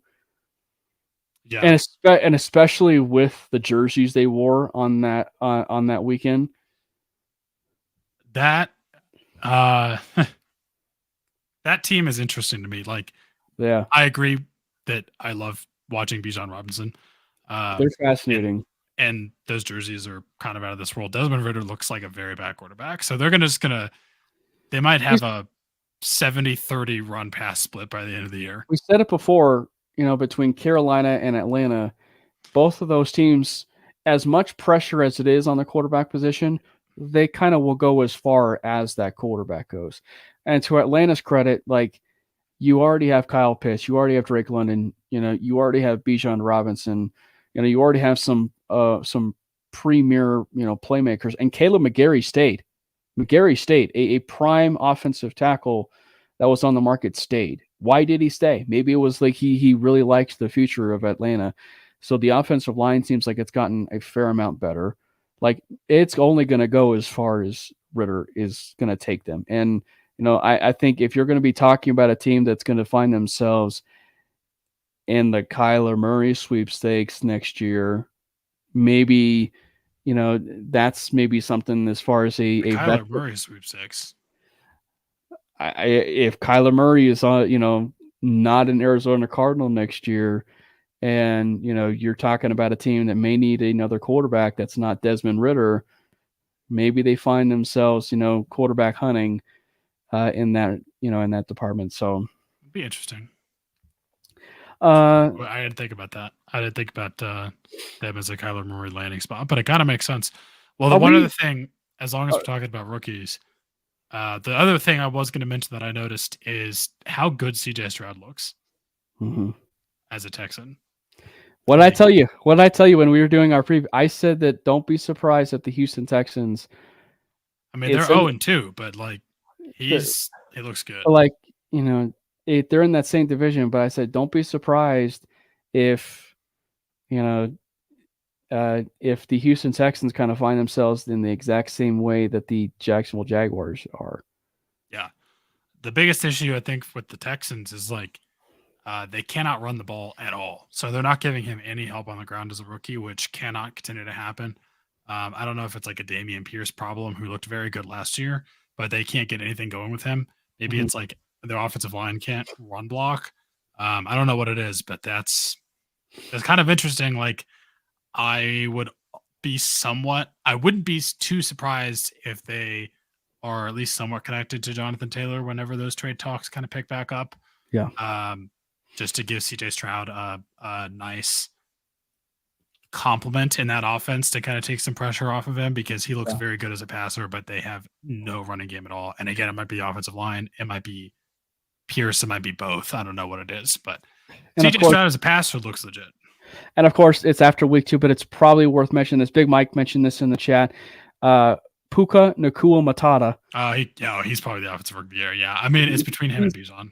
The way it's starting out, anybody who had Nacua Matata on the rookie of the year pick'em list, shout out you, by the way. I will say this: if Nacua continues this trend of being a productive wide receiver, I cannot wait for the opportunity to be for Cooper Kupp to be a Denver Bronco. I just cannot wait for that opportunity. That's not happening. But what? I can't dream. Okay. That is what I was going to mention with regards to Cooper Kupp, and I'm glad you bring that up. The only reason I'm still leaning Bijan Robinson as offensive rookie of the year is because I'm interested to see what happens to Puka Nacua when Cooper Kupp comes back, because he's done a very good job of filling in for Cooper Kupp, but Cooper Kupp is one of the best wide receivers in football. Like, they can't just continue to target Puka Nacua 20 times a game. Like, that is going to come back down to earth when Cooper Kupp comes back, and it'll kind of suck because Puka Nacua is really, really fun to watch. I'm not saying it'll fall off. Like, he'll probably still get 8 to 10 targets a game, and they're still going to use him. But that's the only reason I think I lean more on Bijan, because I think their game script and the way that they run their offense leans way more towards the rush, especially with how bad Desmond Ridder looks. Like, they're definitely going to use him as much as possible. And Kyron Williams looks like the real deal for the Rams. So they're going to, I think, lean more on the rushing game a little bit too. Talk about one of the best running backs in all of college football. have a really bad combine workout, but what did yeah, he run like a 4.6? yeah, and then he goes to the Rams, and he's exactly the kind of Man player knows how to use good players. he's exactly the kind of player that we That he all was in kind of college. that he wasn't at Yeah. Notre Dame. But I will say, like for the Rams side of things, from the wide receiver part, they have been dying to have a productive wide receiver outside of Cooper Kupp. Well, Tutu Atwell looks pretty good too. Yeah, and so I think And that he is tiny. And so I think that Nakua, for him to do what he's been doing without Cooper, only allows Stafford to be like, you know what? I could throw to someone else besides Cooper Kupp. This is amazing. That's actually interesting because you can make the argument that when Stafford was in Detroit with Megatron, he kind of hyper targeted Megatron too much, and it was a bit one dimensional. So it's interesting to see, like, now that he doesn't have Cooper Kupp, he's forced to open it up a little bit more. What happens? Because Matthew Stafford looks really good. What happens when Cooper Kupp comes back and they try to like force feed him more? I mean, I don't think that'll happen because like right now everything's pretty much going to Puka Nacua, so it'll be pretty interesting. But I do think Puka Nacua is very good. I think he will be up in there in that offensive rookie of the year race. I just think it depends on what happens when Cooper Kupp comes back, because I think he can eat a lot into what Puka is doing. And I think Bijan Robinson will just continue to be a major focal point of the entire offense for the Falcons. So I love Puka. He's really fun to watch. I would not be surprised at all, and I would love it too if he got offensive rookie of the year. But that's the only reason that I lean Bijan. I mean, again, hats off to Nakua Matata. I mean, we'll definitely be watching, your season, and, hopefully you can continue the trend, because again, that's amazing. We can have a kind of player like that show up out of nowhere, and basically it's through 2 weeks, obviously, but like be the leader of the offensive rookie of the year campaign. It's pretty incredible. All right, Brendan, let's get into it. NFL Pick'em. We'll definitely try and kind of like figure out a way to do a video that like kicks us off into the NFL Pick'em, once we kind of get settled and everything. But let's get into it, man. And by the way, this is for you, Brandon. I'm using the ESPN app, just like I'm doing a callback to last week. I'm using the ESPN app. So let's start first with the Thursday night game, which is tomorrow, and that is the New York Giants and the San Francisco 49ers. So we just talked about Nakua, but the Rams lost to the 49ers 30-23. Who do you have in this one? It's the Giants. It's the 49ers. Just next game. All right. I'm kidding, and I'm not kidding. Unless you had something else that you wanted to chime in there about that game, because the Giants, they somehow pulled it out last week. No Saquon Barkley. Barkley. They no Andrew Thomas. It's the 49ers. The 49ers might win this one by 70. Yeah. You do the next one. I did a lot of them last week, but let's do some flip-flopping. So I might be going a different order than what you're seeing them, but the next one I have is Falcons and Lions. This will be really interesting to see, because you kind of have a tale of sort of opposite game scripts. I mean, the Lions are very, very, I mean, they do run, but they're very pass heavy. They have like a very trigger happy offense with Jared Goff, who looks really good. You obviously have Amon-Ra St. Brown, one of the best wide receivers in the league. Josh Reynolds is kind of coming alive a little bit. You have David Montgomery, previous Denver Bronco. What the hell is that guy's name? Khalif Raymond. Khalif Raymond also kind of like doing some stuff for them. David Montgomery's out. Jahmyr Gibbs seems to somehow be in the doghouse. Broncos legend Khalif Raymond. Jahmyr Gibbs is like in some kind of doghouse with Mr. Two Ventis coffees. Or Trenta coffees or whatever he does. So I'm interested to see what happens. And then you have the Falcons that like are very run heavy only. So like they're gonna try to control the time. The Lions are gonna try to make it a shootout. I think the Lions will win. I just think it'll be interesting to watch. Well, now I think the one thing that bears watching is CJ Gardner-Johnson is injured, and he's going to be out for this game. and it's actually going to be out for a while. And well, Amon-Ra St. Brown has a turf toe injury as well, so he might be less than his normal self. Yeah. So but that said, though, Jared Goff has definitely been impressive, and the Lions' defense is actually rather impressive. But I think the thing is too is like you also see there's other contributors within that team. Sam Laporta, the Iowa boys, looks great. Sam Laporta. Raise your hand if you drafted Sam Laporta in 3 fantasy leagues. So they definitely have some of that. All right. So I will go. That'll be fun. So I will. Well, again, we'll say the Broncos and Dolphins for last. The Indianapolis. That's my boy, Wan'Dale Robinson. Wan'Dale Robinson. What could have been? Indianapolis Colts and the Baltimore Ravens. I think this is easy. I'm going to go with the Ravens.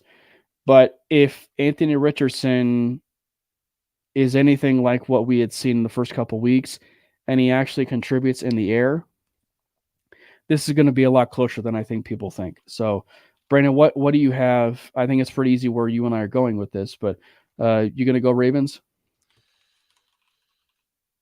Yeah, probably. I'm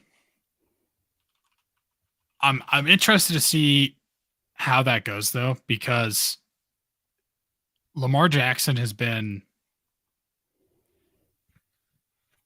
week 1 at least. He didn't look as good as you kind of expected him to be when you were looking at like going into the season with Todd Monken as our offensive coordinator and like thinking it's going to be more of a pass heavy offense. He kind of like disappointed a little bit. And then Mark Andrews comes back and the Ravens somewhat turn it around a little bit. So it'll definitely be interesting for sure to see what happens. I mean, I think it all depends on if Anthony Richardson is still out, which he probably will be. If Anthony Richardson is still out, 100% it's the Ravens. I still think it's the Ravens. The only reason that it's just interesting to me is I think Anthony Richardson is shown so far to be a pretty good talent and could maybe make this interesting with his legs and Michael Pittman, and the Ravens are just so injured. I do think it's the Ravens, but I think this could be slightly sneaky if Anthony Richardson plays, which Ravens could be on upset watch depending on what happens for sure. I'm 90% sure Anthony Richardson won't play, in which case it's definitely Ravens. But if he does, you never know. All right, Brandon, what is the next game for you on the? We just did. Make sure we're going in the same order here. We just did Falcons and Lions. So, what's the next game on the dock?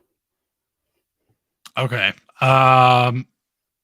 This one will be the Titans and the Browns, who just beat the Chargers. The Titans who just beat the Chargers, but this might be this is going to be a snooze fest. This is going to be bad. Terrible, by the way. Deshaun Watson looks terrible. Deshaun Watson looks horrible, which I love. Shout out to everyone who wants Deshaun Watson to fail, which includes me. He looks really bad. The Titans have a very good running defense, though, and like obviously their defense has always been rather Chubb. Well, against the run, against the pass, they're very bad, but Deshaun Watson is also very bad, so you never know. But Browns lost Nick Chubb, which sucks for it. Like, I feel so bad for Nick Chubb. He's such an amazing running back. If you look at the video, like they refuse to show in the replay of the injury. If you happen to see the injury, if you haven't seen the injury, don't go look it up. That's all I'm going to say. Yeah. I hope he's okay. But I think this is going to be very boring, to be honest. Like, I already kind of talked about how the Browns kind of stack up here. The only thing that could make this interesting is the Browns defense is also pretty good. Ryan Tannehill looks atrocious. You're going Cleveland again? This is going to be boring. The only thing that makes this interesting to me is like that Derrick Henry and Tajay Spears could control this on the ground. And the Titans could stop the Browns from running it with Jerome Ford and make them try to pass. Who are you going with? And Deshaun Watson's so bad. I think it'll be the Titans. Okay. But I think it'll be boring. So you and I are basically 100% on every single game right now. I'm now. Okay, this is interesting. A game that we all thought was going to 100% beat the Jets. It's now going to be the Patriots and the Jets with no Aaron Rodgers. It's at MetLife. It's where the Jets are. It's the home field, but there's no Aaron Rodgers anymore. It's the Zach Wilson show with Nathaniel Hackett. Do the New England Patriots pull off the upset? The Patriots offense looks somewhat decent with Mac Jones. The Jets obviously have a very good defense. The biggest thing that just makes me wonder is the Patriots defense also has looked somewhat good. Like they did limit the Dolphins to, I mean, Raheem Mostert had a day, but like Jalen Waddle and Tyreek Hill were kind of shut down compared to week one. So it'll be interesting. I think this will be another boring game. I just don't think Zach Wilson is good enough. I think the Patriots win. Oh, I will go Jets. So this is where we'll differ. I go Jets. And you have Patriots. I just think that I agree with you. I think it's going to definitely be a little bit of a boring game, but if you're going to talk about the strength of it, I think the Jets will carry it just a little bit in terms of what they can be able to do. But I agree. It's going to be an absolute snoozer. Cool. Well, let's go on to what might be somewhat of an actual entertaining game, which is the Bills and the Commanders. I mean, it's the Bills. Like, it should be the Bills that win this game, but it might be kind of fun. Like, if Josh Allen has another very, very bad game, and Sam Howell plays like he did. Sam Howell continues to be pretty good. It'll be interesting. I think the Bills win, but yeah, that'll be worth monitoring. I'm going Bills. You going Bills? Yep. All right. We already did Falcons and Lions. The Saints and Packers. Which, by the way, not to go too much on a meme conversation, the clip of Jordan Love under center where he looks drunk. He looks drunk and he stumbles on his own feet under center. Holy cow. Yeah, that's going to be meme worthy. Whether he's a good quarterback or not for the Packers, that's going to be meme worthy for the end of time. Mm-hmm. So New Orleans Saints or the Green Bay Packers. The New Orleans Saints really didn't put a lot of points up in their last matchup. That was also pretty boring. So who we going with? Kind of the very end. Yeah. Derek Carr was not that good. Saints have a good defense. I think it's going to be the Packers. Jordan Love looks kind of like the real deal. The only thing about Jordan Love that's intriguing to me is like he has 6 passing touchdowns, but he does not really throw the ball down the field at all. At all. I think his let's see what are his total yardage stats here. Through 2 games, he's averaging less than 200 yards per game. Okay. That's kind of gross. I agree. I think that they will win, but unfortunately, I think it's going to be another boring game. What's up with all these boring games? Yeah. I guess you're saying that the Broncos games haven't been, maybe the most boring on the. No, they haven't been. They really haven't been. So I'm going Packers as well. So really the only game that we differ on is so far as the Jets and the Patriots. Yeah. All right, now, Texans, Jags. This one's going to be interesting.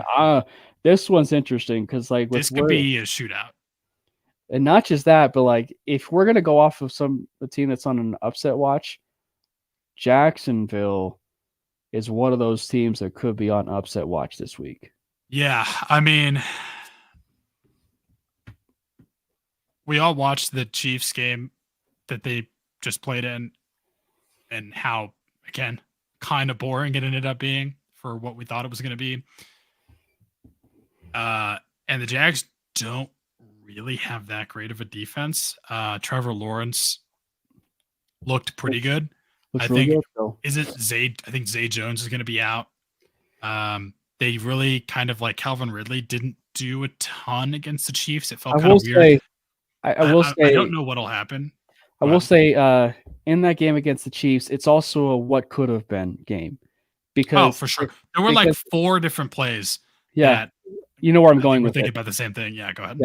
Yeah, where I was going to say is like they actually had scored touchdowns on those plays, but they just never got they didn't never got their feet in. Calvin Ridley, that could have been Calvin Ridley's huge touchdown was the closest I think that we had seen, but the others, of course, it was pretty clear that none of their feet were in. But it could have been a whole lot different if 1 or 2 of those feet got down for a touchdown. Yeah. I'm still saying Jaguars. You know what? I think it'll probably be the Jaguars, but I want to be spicy, but I also want to win. I'm going to say it's the Jaguars. It's the Jaguars. Based on last week, you were pretty spicy last week. Yeah, but I also want to win. I'm going to say it's the Jags, but it could be an upset. All right. Now Chargers Vikings. The game that no one saw coming as far as being 0-2 for both of these teams, the Chargers and Vikings. You know what? I'm going to go out on a freaking limb here. I think it's the Vikings. I think it's the Vikings too. Boy, the Chargers are for real. They're cursed. They're for real cursed. Like Kirk Cousins is tied with Jordan Love for most passing touchdowns in the league. Kirk Cousins looks good. They just absolutely eviscerated, through the air, the Eagles. The Eagles. Should clarify. Through the air, not on the ground. Exactly. Let me rephrase. Kirk Cousins eviscerated them. Yeah. But the running game was they just traded for Cam Akers, so now they have even less of a running game. Which Alexander Madison. Alexander Madison and Cam Akers strikes fear into the hearts of their opponents. I think that'll be the Vikings though. Like the Chargers defense isn't that fantastic. I mean, I think this will be a little bit of a shootout. How long before Brandon Staley is on the hot seat if they lose this game? Should have been on the hot seat for the past year. I mean, not that I'm not saying that maybe he. Well, the interesting thing to me is like everyone went into this season with like maybe not everyone. Let me like rephrase how I want to talk about this. But basically, when the Chargers hired Kellen Moore, like that was kind of the hot thing, right? That like, oh well, now they're going to be good. He's going to change things up. It'll be different. It doesn't look that different. It really doesn't. It looks like the same kind of offense that they were really calling before, where he has a lot of good passes. He does some intermediate stuff. He does some deep shots. He does some shallow passes. And they still just find a way to lose because they're the Chargers. Like, I don't know what the hell's going on with them. I think the Vikings win. I have the Vikings too. What's the next game on the dock? Panthers, Seahawks. Panthers? Well, this is just the Seahawks. Yeah, that's going to end up being. That's just the Seahawks. Bryce Young looks bad. Yeah, Bryce. Well, so here's the thing. You see the flashes with Young. You absolutely see the flashes with Young. And I gotta say, he's a rookie in 2 starts. But I say that like you actually see the flashes of him throwing the ball away, making somewhat of some really easy decisions.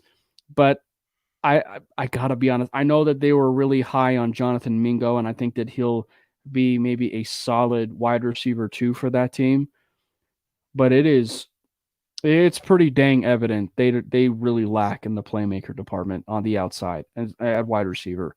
They really lack at wide receiver. Yeah, they have not set him up for success so far. For as much as they set up success for Bryce Young as a quarterback with Frank Reich and the staff that they built around him with Josh McCown finally on his staff and the staff, but the players around him on the actual field. Right, exactly. It's more about helping out Bryce Young, but on the exterior and that wide receiver, they've really not done a whole lot. Even Miles Sanders doesn't look that great. No. So I got that'll be interesting. Cowboys and Cardinals. I think we know where this. Now we're gonna get into some strings of games of just like Is there really even anything to talk about? Like, yeah, it's the Cowboys. It's so I think at the very end of this, we may end up with only one game we differ on. Yeah.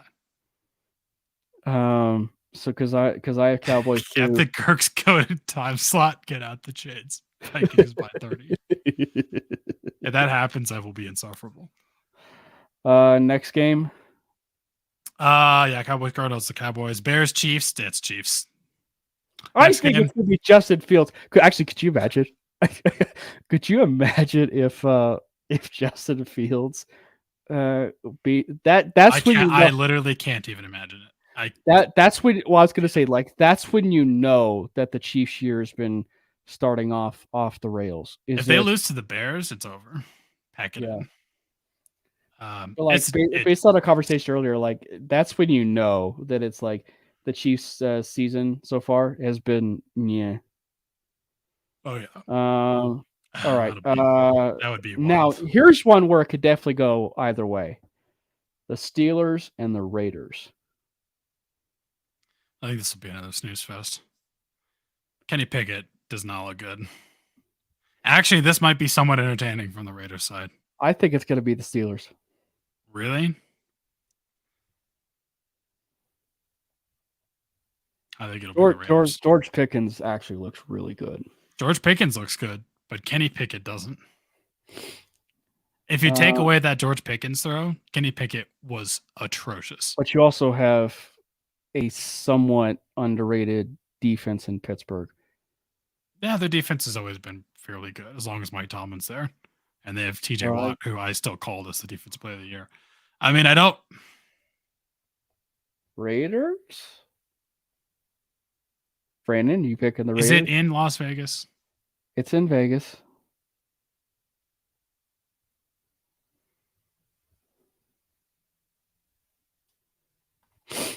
I'll say the Steelers just because I can't see Jimmy Garoppolo having a good game.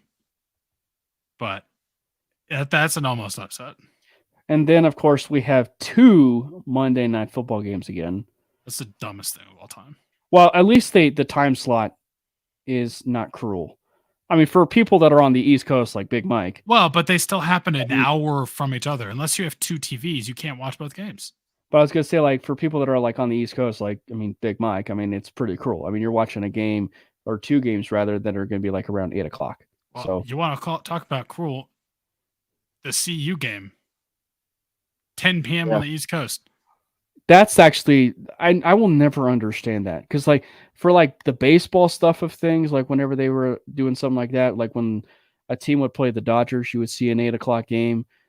But if it's CU and CSU, why are we seeing a game at 8 o'clock? That's what I will never understand. Which, by the way, is a great game. Weird. It was a great game. I couldn't watch the whole thing. It was too late. I was tired. I fell asleep. All right, so it's ending it with 2 Monday night games: the Eagles and the Buccaneers. That'll actually be fun. I think that'll be a fun game. Are the Eagles on upset watch? I'm gonna say it's the Buccaneers. Okay. The Eagles defense is completely just gutted right now in the secondary. And Mike Evans and Baker Mayfield have a connection. Mike Evans is going to go off for another game. I'm still saying, so we found another game. I will say Eagles. I'm waiting a little bit before I get a little adventurous. Like I'm waiting till about the midway point of the season where I get a little bit creative, like who the teams are, before I get a little comfortable as far as. It all depends. Here's where it comes down to for me. It all depends on the rushing game for the Eagles right now because the passing game of Jalen Hurts doesn't look that great. And the Buccaneers defensive line, Vita Vea just eats double teams for breakfast. Like, you cannot run against the Buccaneers. Yeah. All right. It's the Buccaneers. Now, this one's interesting. Regardless of the health. Regardless of the health of Joe Burrow, I mean, thankfully, it's a Monday night game, so it's a lot longer that he can heal up. But do the Rams upset the Bengals? Yeah. Is it even an upset with how bad the Bengals have been? On the surface, yes. I think it's an upset, yes. Then, yeah. Because the Bengals are a rumored team. Nakua is going to get 13 catches for 150 yards. Again. Maybe 120. It's a rematch of the Super Bowl. I think it's the Rams.